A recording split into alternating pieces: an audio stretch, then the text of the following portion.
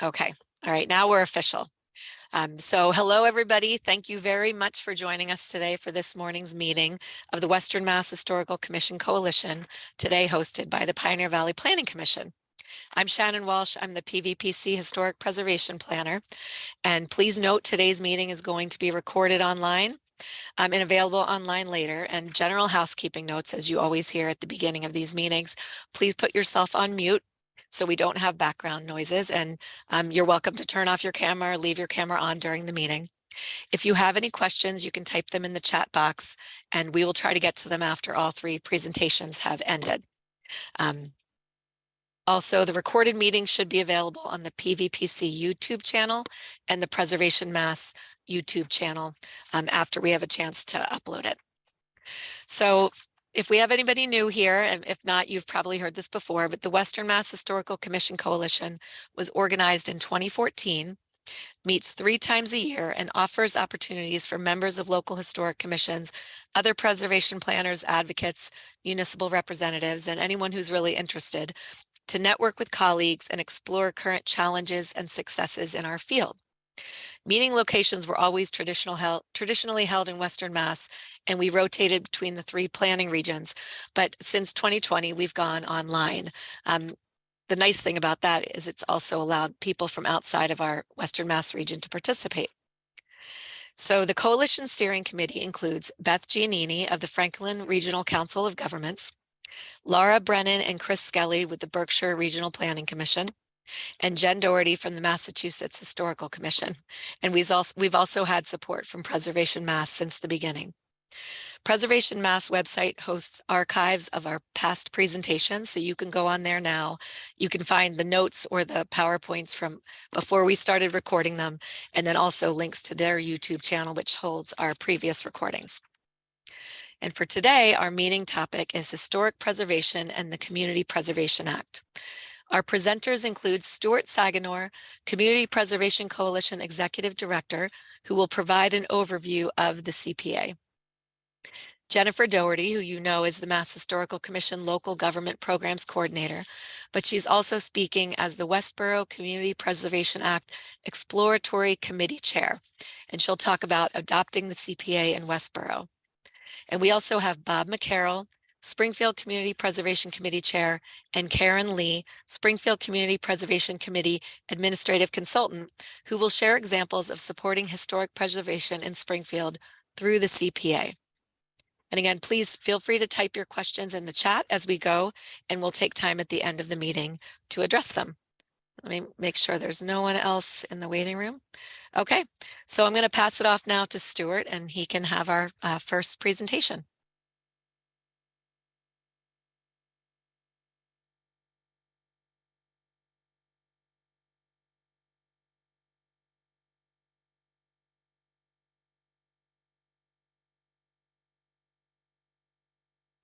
All right.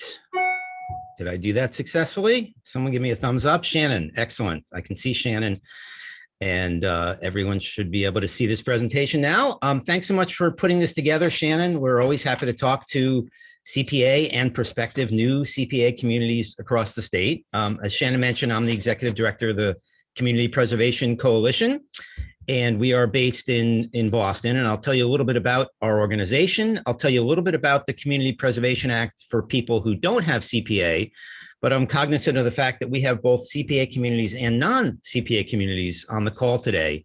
So we will have something for all of you in terms of benefits of CPA and some discussion points. So our organization, the Community Preservation Coalition, a lot of you might be familiar with us. We're a nonprofit based in Boston, as I said, but we're really just a combobulation of all these other nonprofits that work in the area of affordable housing, historic preservation, and open space protection and parks and playgrounds. We have a steering committee of 21 members, and those folks come from all over Massachusetts and also from these different nonprofit organizations that are on the steering committee. A lot of you might be most familiar with us through our website. If you are someone who has CPA in your community, the tab that's circled on the website, Technical Assistance, is really for you. There's literally hundreds of articles that open up there pretty well organized by topic that can answer most questions about CPA. And if the answer is not there, over on the right, use the button there for contacting us for other specific questions. For those of you that don't have CPA, just to the right of that red circle, it says Adopting CPA. That opens up an equally large menu with dozens of articles and everything you would need to know about adopting CPA right from the very beginning. When someone just has an idea, gee, I wonder if we should explore CPA. There's also some terrific reports from communities that have formed exploratory committees that have studied CPA. Jen's report that she did, and she's going to talk about in Westboro, is up on the website. And we have some great resources there for you if you're a community that doesn't have CPA. Oops, got to go back one. So for those of you who are just tuning into CPA and learning about it, and your community doesn't have it, which we do have a lot of communities in Western Mass that still have not adopted. CPA is what we call state enabling legislation. It was signed into law in 2000 by Governor Cellucci, and there's Western Massachusetts, pride of Western Mass, Jane Swift, sitting right next to Paul in 2000 at the signing ceremony. So state enabling legislation means the legislature set up the framework for this law, but absolutely nothing happens until an individual community decides that they want to participate in the program. And communities decide that by a ballot election in their local community, the same way that you would decide on your selectmen or any other offices at the state level. There will be a ballot question underneath all the candidates running, and it will ask, does our community want to participate in CPA in the future? When you adopt CPA, your community is agreeing to tax themselves, and they decide the level. And that's why it's really incredible that 195 communities have joined the program, because every single one, to varying degrees, has agreed to tax themselves to fund their local CPA program. Communities decide how much they want to contribute. The maximum is 3%. And when we say 3%, it's not 3% of property values, because it is based on your local property taxes. It's 3% of that year's tax bill for each homeowner, less some exemptions that are available. So we have about 65 to 70 communities now that are still at the 3% surcharge. That's not as common anymore at all as it was when CPA was first beginning. And we have a couple communities, including Northfield in central Massachusetts, that is at 0.5% on the CPA surcharge. So communities get to decide how much they want to participate with. And I think Westboro is actually the other 0.5% community. Now that I'm thinking about it, Jen, you'll confirm that when you talk to everybody. The real magic of CPA happens after you join, because every November 15th, you get money from the state CPA trust fund as a match against what you raise locally. So that is really terrific to get that state matching funds. And it really makes all these projects that you do a lot less expensive, because it's a partnership between the state and your local taxpayers. So the money that's collected would be both the local money and the state money, all goes into your local CPA fund. And as most of you know, CPA is a restricted fund. So unlike the town's general fund, which you can pretty much spend on anything, CPA is limited to projects that support historic preservation, open space and recreation. By open space, we mean conservation land. And by recreation, we mean active recreation, parks, playgrounds, athletic fields, community gardens, trails, things like that. And also community housing. CPA uses the term community housing. Other folks would use the term affordable housing. The difference is that CPA can fund projects up to 100% of area-wide median income, while most affordable housing programs stop at 80%. And communities are finding that there is a need in that gap there, so CPA can handle up to 100% of value. And it's been an unbelievable success, as I mentioned, that 195 cities and towns, from the biggest city in the state, Boston, to the smallest, Gosnold, which is Cuttyhunk, the little Elizabethan Islands next to Martha's Vineyard and Nantucket. A lot of people don't know there's a little town there with 50 voting residents, but there is. They generate $5,000 from CPA a year. Boston generates, I don't know, somewhere around 25 million. So 195 anywhere in between. So it's over half the municipalities in the state. What's really cool is that in the past 10 years or so, the cities have really found CPA. It just took a little while for cities to get used to the program and get comfortable with it and to figure out how to get it adopted. But some changes made in 2012 have really made it more beneficial for CPA cities to join the program. And you're going to hear about Springfield's experience as one of the fairly new communities in CPA and, the third largest city in Massachusetts. So this is my favorite map of Massachusetts, and hopefully it will become yours too. It's the map showing the communities that have CPA. The green are the towns, and the orange, which really should be yellow but shows up as orange for some reason on the screen, is the cities that have CPA. And our newest community is Shirley in central Massachusetts. They adopted this past spring. We don't have anyone on the ballot for the fall. In Western Mass, we do have the city of Amesbury up in northeastern Massachusetts, about as far from you as it could be, on the ballot for the fall. But we expect a big year in 2024. The data shows that communities that put CPA on the ballot in a presidential election year have about a 30% greater chance of passing CPA than communities that try to adopt at a local election or an off-year state election. So 2024, there could be as many as 20 communities or more that are still looking to adopt CPA because the success ratio is up in the 80% range.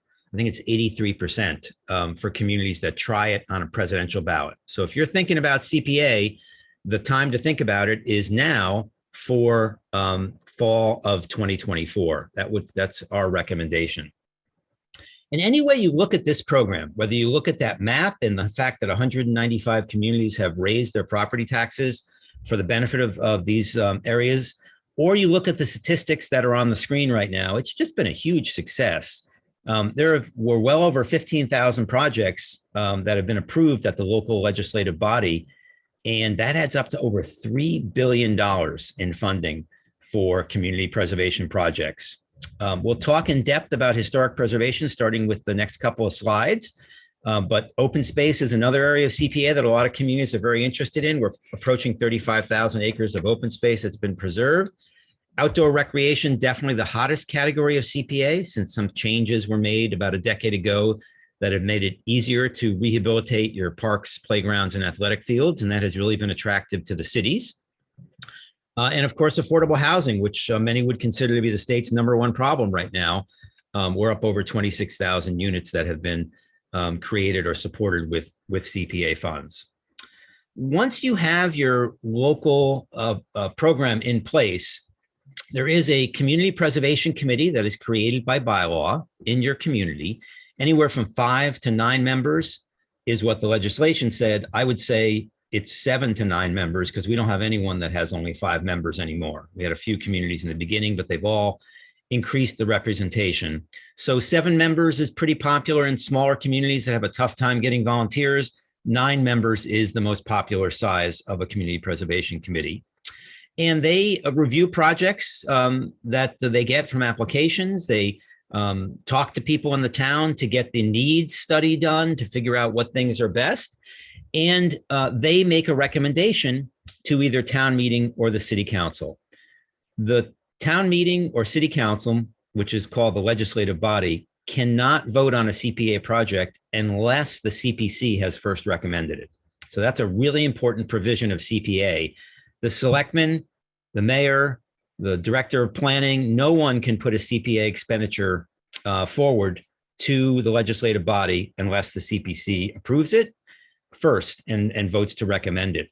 Conversely, the CPC can't spend any money themselves. Town meeting gets the final say on all appropriations. And that is usually a majority vote. Some things are 2/3, like if you're bonding against CPA money. For example, we're looking at Provincetown Town Hall that had a top to bottom restoration. this could be my favorite all-time CPA historic photo with that guy, calling people to town hall for town meeting. But they had to issue a bond to do that. It was too expensive for the small town to handle that all at once. And the bonds do require a 2/3 vote. So it has to be a really popular project. Buying land is usually a 2/3 vote as well. And we've had a few communities do eminent domain as well. So digging down into the historic preservation category in the few minutes we have left here, while we look at Gloucester City Hall, by the way, a terrific CPA historic project, another bonded top to bottom rehabilitation. You have to be working on one of 6 items to be eligible for funding in the historic category. It has to be money spent on a building, structure, vessel, meaning a boat, real property, document, or artifact. Those are the only 6 things that are eligible for funding. So it filters out a lot of planning and survey work and interpretive work. Unfortunately, it's really a capital improvement program for assets. And it can't just be anything that's old. It has to be something listed on the state register, or your local historic commission, which I'm assuming most of you are a part of, has to take a vote to deem it significant in the culture, history, archaeology, or architecture of your city or town. And once you have qualified the asset for CPA funding, you can buy it with CPA funds. You can protect it from injury, harm, or destruction, which is preservation work, or you can rehabilitate or restore that asset with CPA funds. So the historic category is the most popular one in CPA by number of appropriations. The money rolls up pretty evenly among the 4 different topics of funding, but the historic projects tend to be a little smaller. So we've had just under half of all appropriations have been in the historic category.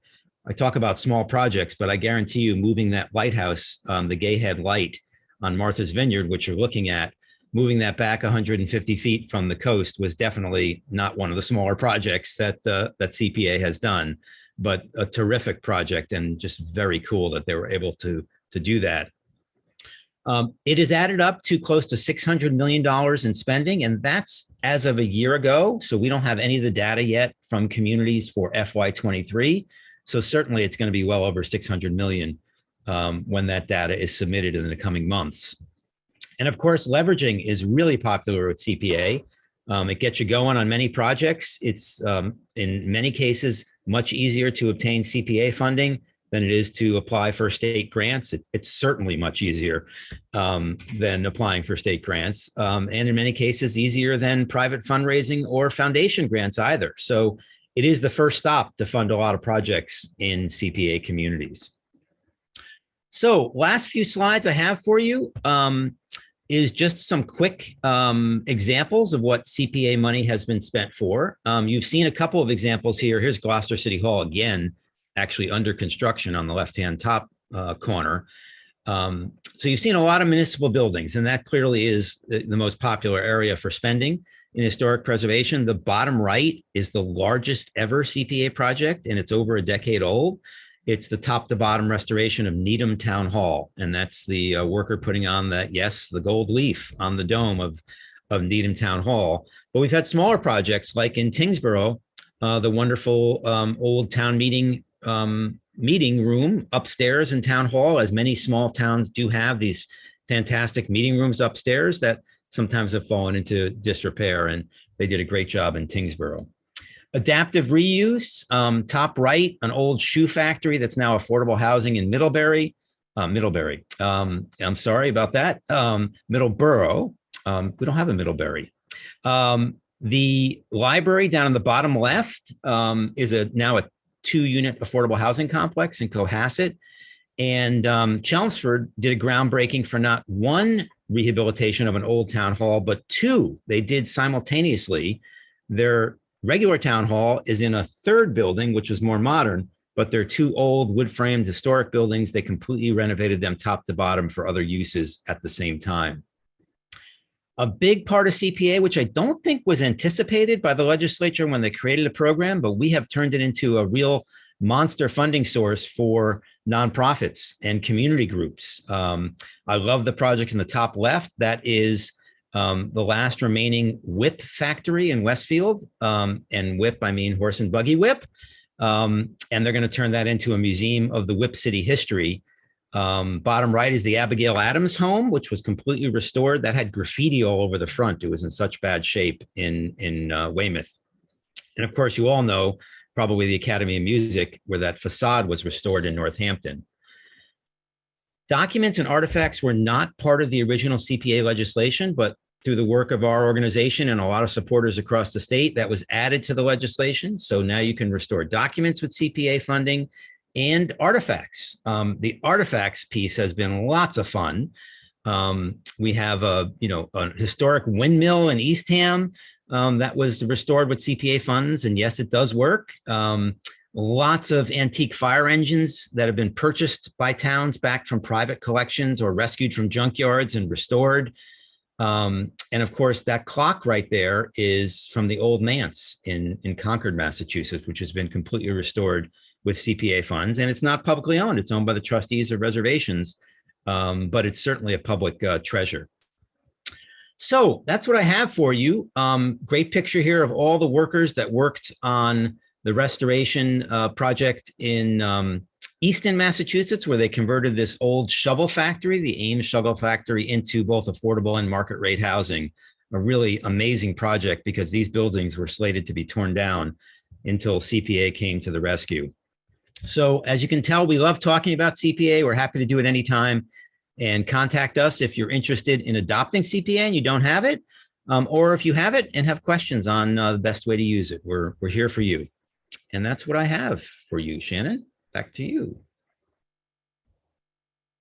Thank you, Stuart. That was great, great information. Okay, I have one question in the chat, so I'm taking the questions down, so feel free to add them in and we'll address everything at the end.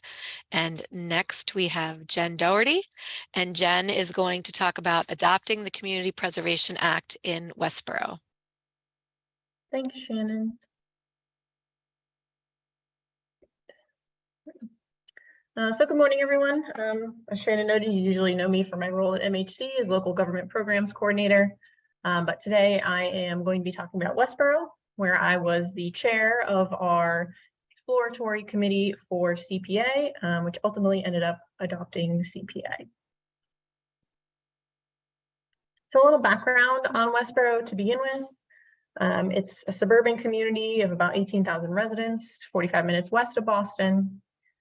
There's a lot of families with school-age children, but there are also a lot of older residents still living in the community, have lived there for many years, who are concerned about rising taxes and rising cost of living in Westboro. Town meeting has generally been supportive of more community-focused initiatives. The town already had 2 open space funds, an affordable housing trust, and a very active recreation commission. So as you can imagine, again, this created high taxes, but the community also has a lot of pride in the quality of the schools, the amenities, the services that are provided in Westboro. In the late 1990s and early 2000s, there had been some discussion among town boards about adopting what was the precursor program to CPA, which was a real estate transfer tax that many communities on the Cape had adopted. But this ultimately never came to town meeting. So until our work beginning in 2020, Westboro had never pursued or considered CPA. The town had initiated a master plan update in mid-2019, and it had started to kind of bring up discussions of things like CPA and establishing an affordable housing trust.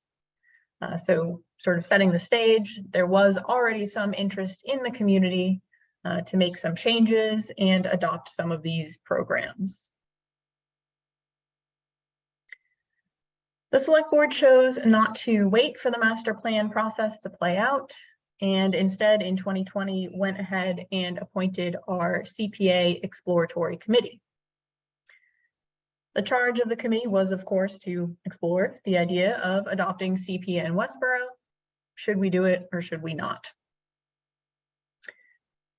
8 members were appointed to fill 9 seats on the committee. really comprising those boards and organizations that would be involved in CPA process, along with 2 at-large members. The board also included the town's finance director, and it was incredibly helpful to really have that direct conduit through to the town administration. And I will say that from the start, likely because many of our committee's members came from these other boards that would be involved in CPA work, our committee members were very supportive or generally supportive of CPA from the beginning. Some folks were open to it, didn't really know what it was, but were interested and wanted to learn more. So not necessarily an immediate yes, but we didn't have anyone who was adamantly against CPA and did not want it at all. I don't know if that was good or not for our process, but I did just want to note that overall the town's exploratory committee was generally in favor, even from the beginning. So as part of our work, the exploratory committee really focused on public outreach and getting a feel for what residents knew about CPA, and if they were interested in adopting it or not. So we held several public meetings. We kept the select board updated on our progress. We had a page on the town's website that we kept updated with information. And we also ran a little true-false questionnaire and survey about CPA. However, through all of this, there was actually very little public participation and interest. And I would generally describe the public's feelings towards CPA in Westboro as a sort of positive apathy. So there was a lot of, yeah, sure, that, sounds like something that we should probably do. But there was not a lot of strong interest either way, either for or against adopting it. So we were still glad that we did do all of this public outreach, to show that we did it. We tried to kind of get a feeling from the community. But ultimately, it really didn't generate a whole lot of results. So even though we did get a lot of that positive apathy, again, it was generally positive, and our committee saw how CPA could benefit Westboro. So we did ultimately vote to recommend that Westboro adopt CPA. And then we set about putting together our final recommendation report to the select board. We wanted to keep the initial cost of CPA low to begin with. As I said, Westboro has funded many CPA projects or CPA type projects in the past through town meeting. So we wanted to kind of shift the thinking in voters' minds of, those individual appropriations on the town meeting warrant to things that are going to be coming out of the CPA fund. So, we're just kind of moving money around in a sense. When running the numbers, again, all done with help from the town's finance director, we really wanted to keep the initial ask to residential property owners under $50 a year. It's important to remember that that number is, again, based on the valuation of your property, so the average single family home in 2020. As house values rise, your taxes are going to increase likely, and so that number will increase. But for the initial adoption, we did kind of want to stick to that $50 number. So we settled on a 0.5% surcharge, and Stuart was correct. We are the only other community besides Northfield in the state to have such a low surcharge, a 0.5% surcharge. But when we were discussing this, we did note that at a future date, the town could vote to raise the surcharge. You can do that. Once you adopt CPA, you can change things around. So that would be an option in the future if the program was successful. We also recommended the exemption of the first $100,000 of valuation for all properties, and then the exemption for low-income residents and low and moderate income senior residents. Again, among seniors, rising taxes were a big concern in Westboro, but they may also be able to benefit from the affordable housing funds that would be coming in through the program. So we wanted to adopt it, but we wanted to keep it affordable. So on the right, you can see the chart we put together to show the potential impact of that 0.5% surcharge and the $100,000 exemption. The assessor was not really able to calculate the income-based exemptions, but they did note that there were not a lot of residents who applied for other income tax relief programs. So its impact on the CPA amount would likely be negligible. So you can see that the surcharge and the exemptions kept the average single-family residential property to a $42 yearly increase in property taxes, while collecting about $330,000 for CPA funds. So we really saw this as the best and most affordable option for Westboro. Our final report to the Select Board was a summary of all our work. Really heavy on the information to be sure that we were providing as much information as possible to the Select Board and potentially to voters, about how CPA works and how it would work in Westboro. So we provided an overview of CPA, how it works, what the funds can be used for, all the other basic information about it. We summarized the work of our committee, our public outreach results, limited though they were. And then we presented the numbers. The previous slide, the table that I showed you, we also ran the numbers on higher surcharge percentages and different combinations of exemptions. We also included brief tables outlining how CPA has been used in what Westboro calls their matchmate communities, basically those communities that the town administration usually benchmarks against. And then we reviewed how CPA might benefit Westboro. As I noted earlier, we already had 2 open space funds, but one was quite restrictive on how the properties could be used, and the other was running low on funding. We'd also just established an affordable housing trust, which works really well with CPA. So then we made our final recommendation and a summary of what the adoption process would be going forward if the Select Board chose to follow it. And then we also included letters of support from the key boards that were involved, such as the Planning Board, Conservation Commission, Historical Commission, really just showing that they are supportive of adopting CPA.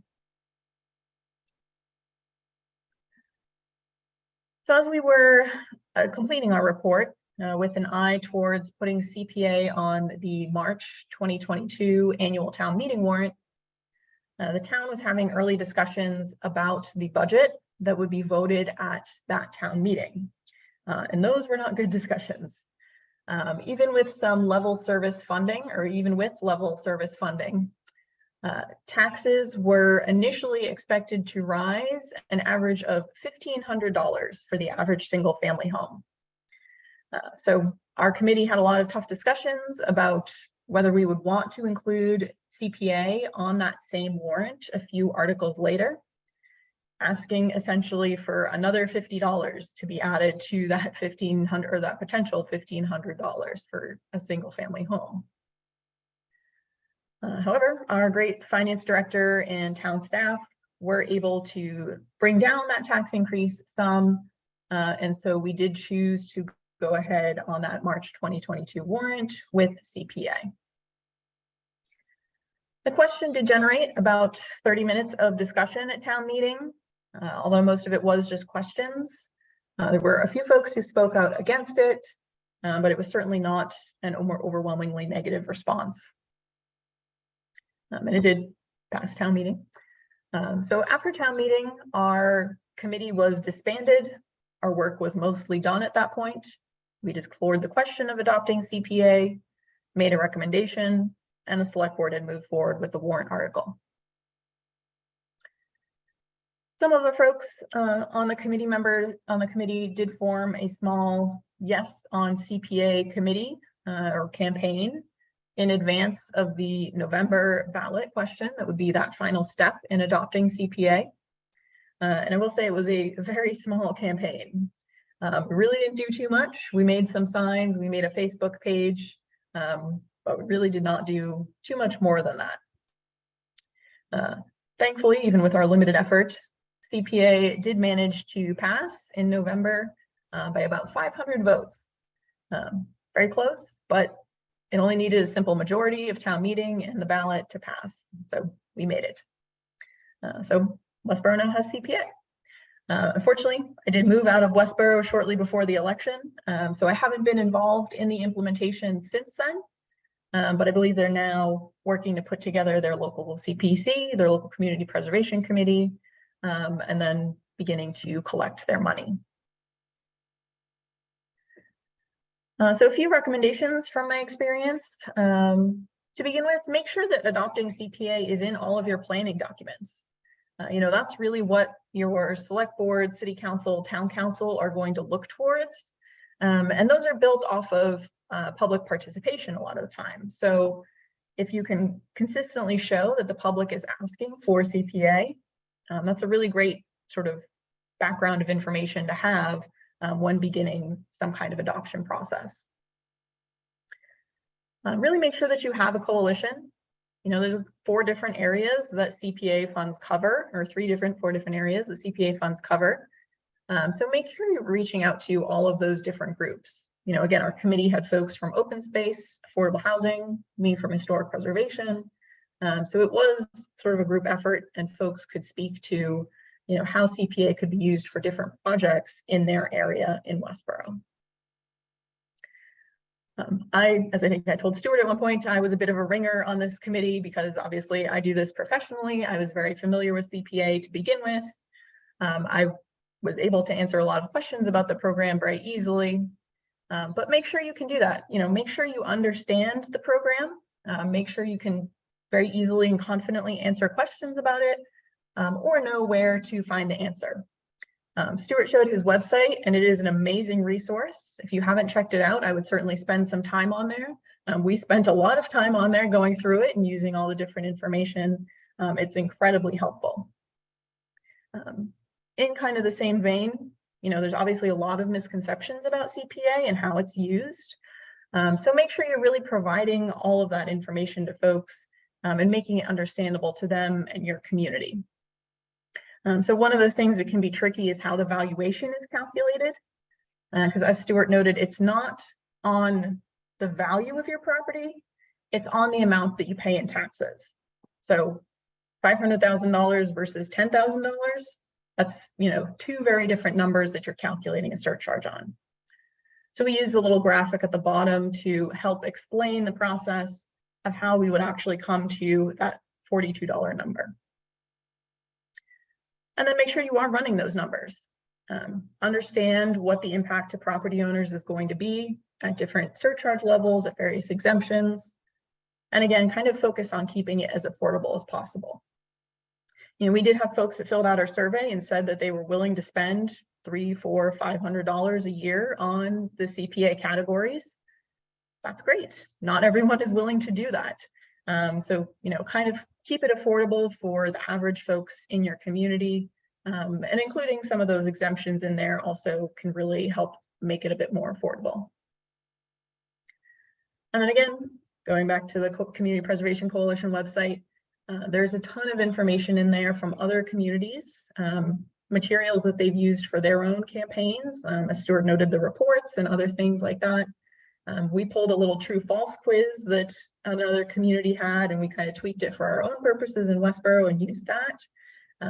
There's almost 200 communities now that have already gone through the process. You don't need to reinvent the wheel. Make sure you can are taking advantage of those other resources. So that's all I have. You can always reach me at MHC about this, but I will of course take questions here as well after the next presentation. So thank you. Thank you, Jen. That was an excellent breakdown. And I put the Community Preservation Coalition website address in the chat. And as Jen mentioned, it is an incredible resource. It has a database of projects in all different communities. So I know I've referenced it a lot as well when trying to answer questions. Okay, so now speaking of communities, we're going to go to Springfield, Mass, and we're going to talk with Bob McCarroll and Karen Lee about the recently passed Community Preservation Act program there and some of the historic preservation work that has occurred as a result of that. Okay, well, thank you, Shannon. I'm happy to be here. Karen, are you going to be putting up the? I see the slides coming up. Springfield was a sort of a latecomer to the CPA party. It was on the ballot in 2016. Our first recommendations to City Council occurred in 2018. So we've had 5 years of recommendations. Over those 5 years, we have had approximately $10 million worth of projects in general, and about a little over $4 million of that has helped with historic buildings or historic properties. About 24 historic properties. Not all of them are municipal properties. We've worked with nonprofits. We've worked even with profit-making entities.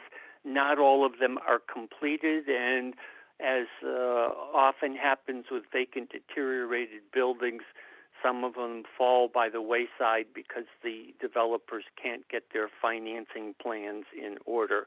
But let's go to the next slide, Karen.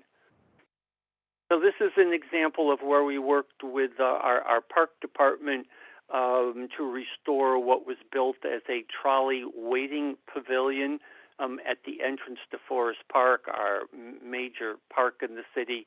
It's clearly a historic asset. We have adopted the policy that any historic resource getting CPA money, whether it's coming out of the historic account or whether it's coming out of one of the other two accounts, any historic resource needs to be protected by being within a local historic district. And Springfield started having historic districts 50 years ago. We have probably 19 of them at this point, some of them rather large, some of them single buildings. But because of this policy, we have been able to get about 10 additional buildings now under local historic district protection. Next slide, Karen. This is one of the nonprofits that we worked with, the Springfield Museums. In fact, we have helped the Springfield Museums with not only their George Walter Vincent Smith Museum that you see here, but also with their Science Museum, and we're currently working with them on their Demore Fine Arts Museum, and we've been doing several series of projects in the exterior restoration of their administrative building, which is called Kilroy House, on their campus. And then the next slide.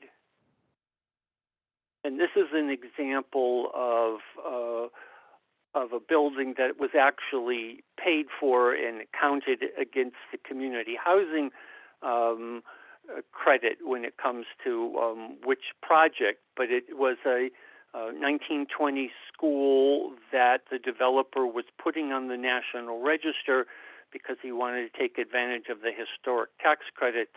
Was turned into affordable housing units. We kicked in some money. We are a very small player of this. Unlike, for example, the trolley barn would not have been done if it were not for CPA. The Smith Museum work would not have been done. This project probably could have taken place, but CPA was a very small partner, and it came with our catch that the owners also had to petition to become a local historic district, which they have done, and this is now a permanently protected property. So before I hand the mic over to Karen, I would say, Springfield has about 1,300 properties under local historic district protection. The vast majority of those are residential properties. In one of our 7 primarily residential local historic districts. And the city years ago used to have a community development block grant program that assisted to a small degree. That program stopped 25, 30 years ago. So there has been nothing, but we felt that there was a need to help individual homeowners maintaining their historic houses. And Karen's now going to talk about how CPA has helped to fund our Historic Homes program.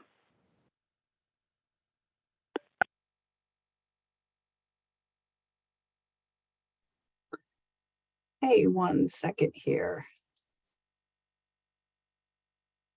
Okay, thank you. My name is Karen Lee, and I'm also from Springfield, the administrative consultant.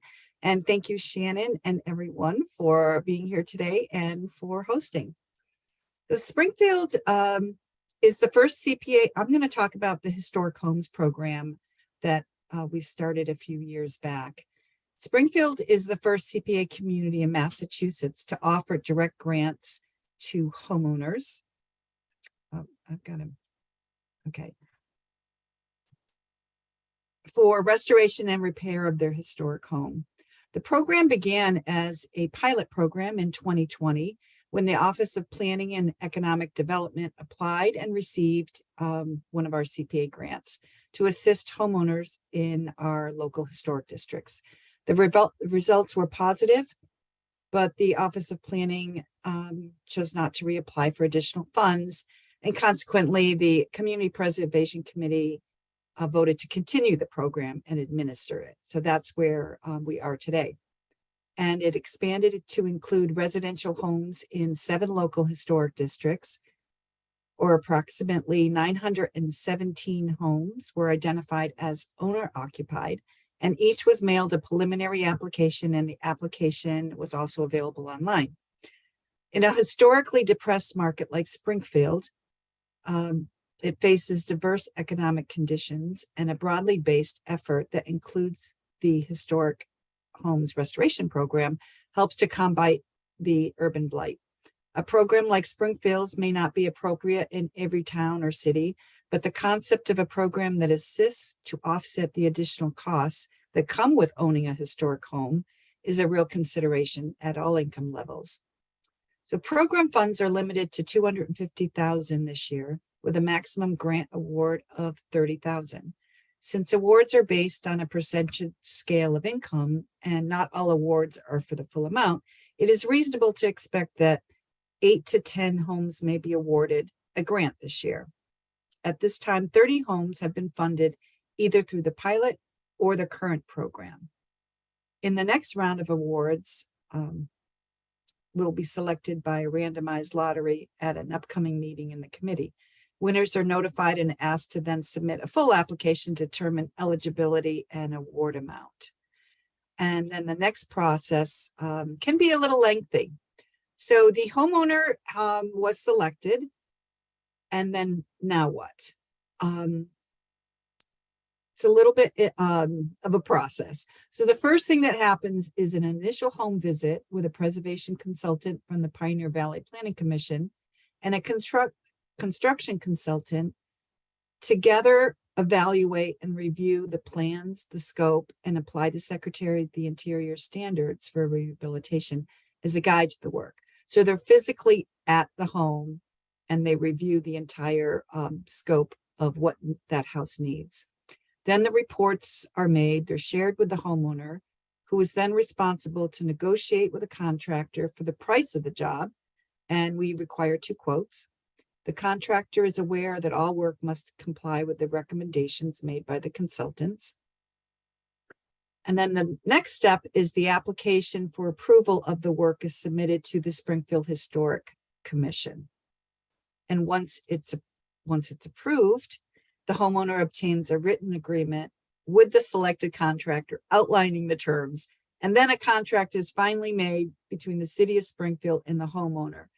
And this is why it takes a long time. We have homes from last July that are just getting started now.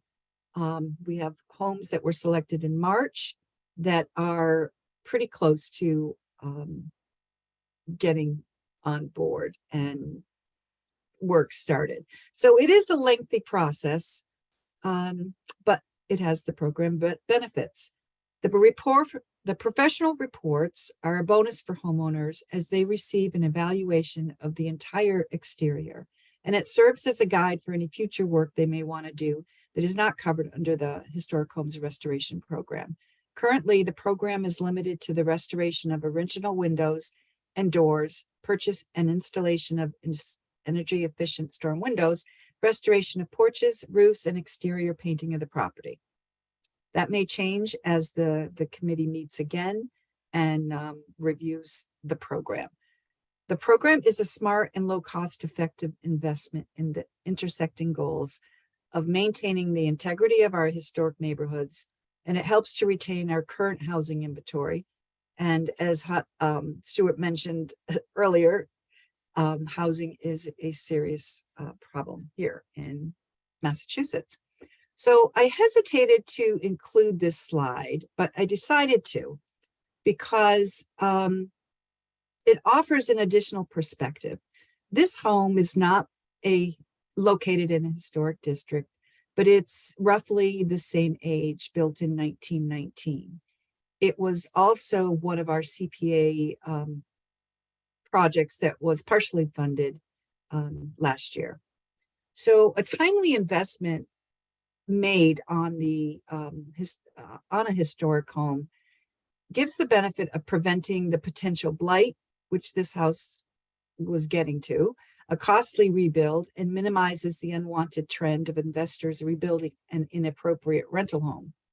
And although it's not an exact comparison, this old style home of similar age received partial funds. The city of Springfield will renovate this, restore the property for $406,150, and it will eventually be sold to an income qualified buyer at the discounted price of $190,000.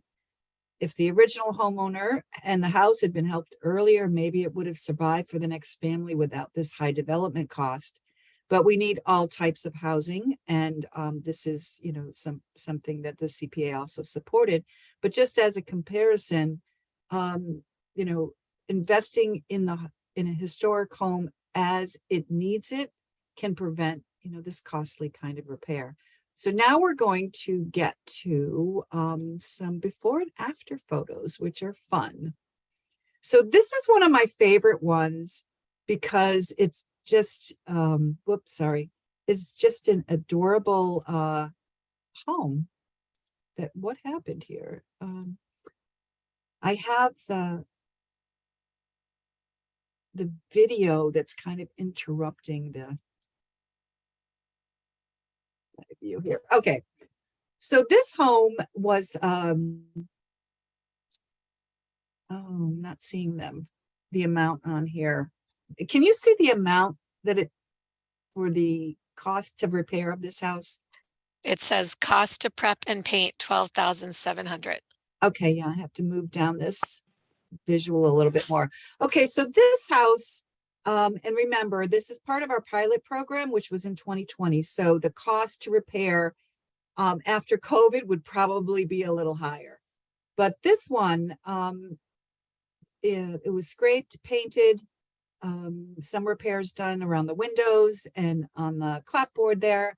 But this house looks pretty disheveled, and with just a small investment, it came into a beautiful representation of this house in a neighborhood that uplifted the integrity of the entire neighborhood by having this one house here done. These are two current projects. The one on the left, the larger home with the porch there, that cost to repair is $48,000. Our grants go up to $30,000, so the homeowner qualified for a grant up to $21,900. And this owner took out a home equity loan to pay for the difference. So the home will be painted once it has been scraped and repairs and the porch and work done. And some masonry work was also needed. The one on the right, a much smaller project. This cost to repair was $7,500. The porch needed work, the columns, and some painting. And they qualified for a $5,500 grant. And the contribution to the project was a significant portion for them. So that was, that worked out well for them. So you can see that there's varying types of homes within this historic district at different levels of need. This one was just completed and was the windows restored, and the staircase, you can see the difference in the staircase here, which came out beautiful. This one just repaired. The cost with COVID, the 22,800 for the cost on this one, which was what they qualified for. And the limitations of the program. So this beautiful home will never be helped with our $30,000 grant. The cost for the complete restoration and repair, which our two consultants came up when they came up with the scope of the work and how to apply the historic standards. Cost to repair this home is $267,000. This homeowner was eligible for the full CPA grant, but without other financial resources, the repairs will be limited to stabilization of the porch, ceilings, some slate roof and gutter repair, and possibly some masonry work. But some work is better than no work. So then we have this nice example. And as you can see, you'll probably notice that our banner was on a lot of the projects. This banner is given to the homeowner to display at the site while work is going on. All our projects, not just historic projects, but all our projects receive a similar banner. And then once the project is finished, there's a plaque that goes onto the house, the example there. So I think that's it. That's all. Our next lottery is coming up in possibly November or around that time. There's an online form that's available on our Community Preservation Committee page and on City Hall. And it's kind of, we're just accepting the applications. We don't have a date yet.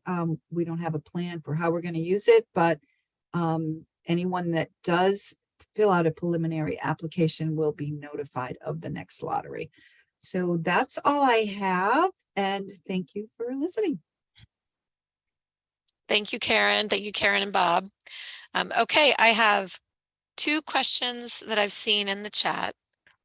One is for Stuart, and it's related to the reference about nonprofits. The question is, can nonprofits apply for grants directly to CPA, even if their community is not part of the program? All right, thanks for that question. The answer is definitely yes, with some caveats. So the CPA legislation actually says absolutely nothing about who can apply for CPA funding. It's completely silent on this issue. And that's, I think, how we ended up with such a robust program to fund nonprofits. I don't think reading through the legislation, that was the idea that the legislature had. I think they thought that it would be used for municipal assets and perhaps some state assets. But here we are, and we have a huge proportion of our spending, especially in the historic area, toward nonprofits and all sorts of institutions, which is terrific. They have a need, and they certainly contribute to the community character of towns. The provision in CPA is not there, so yes, people could apply. However, local CPCs may have rules on that, which would limit your ability in certain communities, because each community can come up with their own rules on who can apply and what they'll use their funding for. And then the other issue is there has to be public benefit to the project. That comes from not the CPA legislation, but our state constitution, actually. And so you would have to prove that you're applying to A community for their community preservation funds.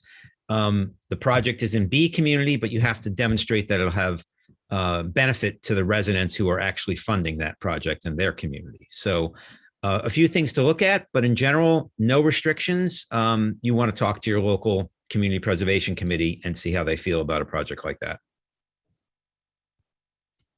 Okay, thank you. And then another question I have, and this came up during Jen's presentation, is CPA adopted at town meeting or on the ballot or both?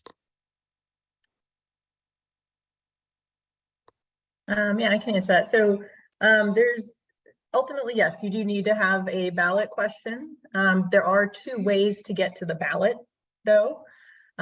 What we did in Westboro, and I think Stuart, like I think they said 2/3 of the communities do, is what's called the legislative option. And that's basically going to town meeting first and requesting that town meeting place the question on the ballot. And so that town meeting, that initial town meeting vote is not, should we adopt CPA? It's, should this question be on the ballot in November? The second option, which fewer communities do, is a petition. It's a ballot petition. And it's petition. It's getting a certain number, set number of signatures within the community to say that, yes, this question is going to be placed on the ballot in our community for that next election. So it is a two-step process. The second step is always going to be the ballot. The first step is either going to be a petition or town meeting or town council or city council, depending on what your legislative body is. Great, thank you. Okay, I don't see any other questions at this time, but again, you feel free to email me after this, swalsh@pvpc.org. And if you think of a question that comes up after this, I will forward it on to the appropriate person. Again, this meeting, the recording will be hosted on the PVPC YouTube channel. And we are planning to have our next Western Mass Historical Commission Coalition meeting in the fall, probably late fall. I believe Berkshire Regional Planning Commission is the host. And we had talked about possibly looking at cemetery documentation and conservation, as we haven't addressed that in a while. But if you have other topics that you're interested in talking about and learning about, feel free to email me or anyone on the steering committee as well, and we will put that on our list.